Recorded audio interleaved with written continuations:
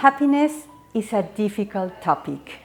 Maybe it's too naive, maybe it's too unreal, but at the same time, happiness is an aim of humanity. At the beginning of the last century, humanity starts a very unusual way of thinking that happiness had already arrived. Progress in science was like the most important signal of this happiness. But soon after a few years, the First World War, the second one, and also something that we now know better than before, which is the Spanish flu and the pandemic that it appeared during the 20s of the last century, really let humanity and human beings know that happy was something very different from science and from progress. We started to recognize that we human beings could develop science and technology against us, and that the science in itself and progress in itself was not the solution. We had to look for happiness in another way, and also to see that ordinary life had to do more with happiness. Another reality started to have a protagonism in culture, and it was work. Work at the beginning of the century was understood as a male reality, so men were the ones who worked outside home.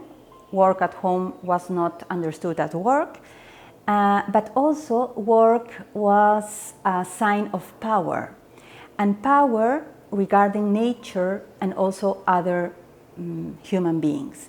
So this way of understanding work related to power was also, I think, a negative way of looking at reality. And I think that some feminists or many feminists have discovered this danger and have proposed different ways of approaching work, of approaching nature.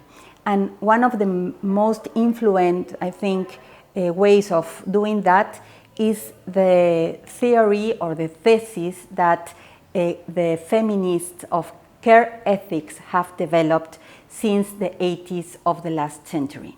Care ethics has discovered the reality of care, has purified this notion, has also developed a content and also a definition, and the feminists that have developed this care ethics have also explained different ways of caring.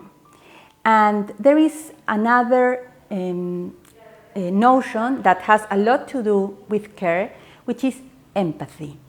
Empathy says that we human beings can discover needs in others that those people don't realize. Even they have those needs, but they don't realize that they are really asking for help. And empathy has this power of discovering needs in others. And the reaction, if I discover a need, is to care about that person, or also to care for him or her. Happiness has a lot to do with care, with caregivers that they realize that somebody is needing me, and also with those who are cared for.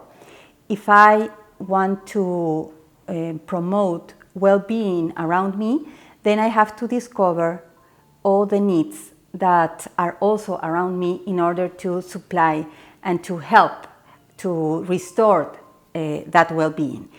At the same time, these needs that are really very frequent in the people that are around us, these needs can be discovered if I have learned before to discover them, thanks to empathy.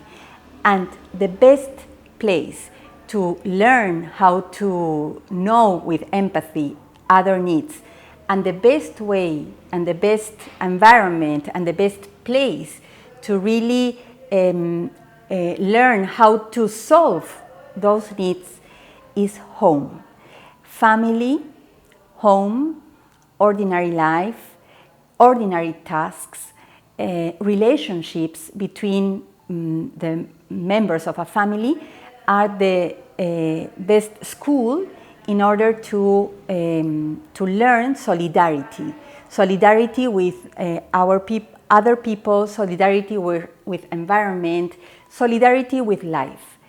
A very popular and very also scientific study done by Harvard University, and the topic was happiness, has shown that happiness has a lot to do with relationships, with deep, stable, and strong relationships. And of course, if we talk about relationships, family and home are topics that have to be developed and to be understood in the best way in order to achieve happiness.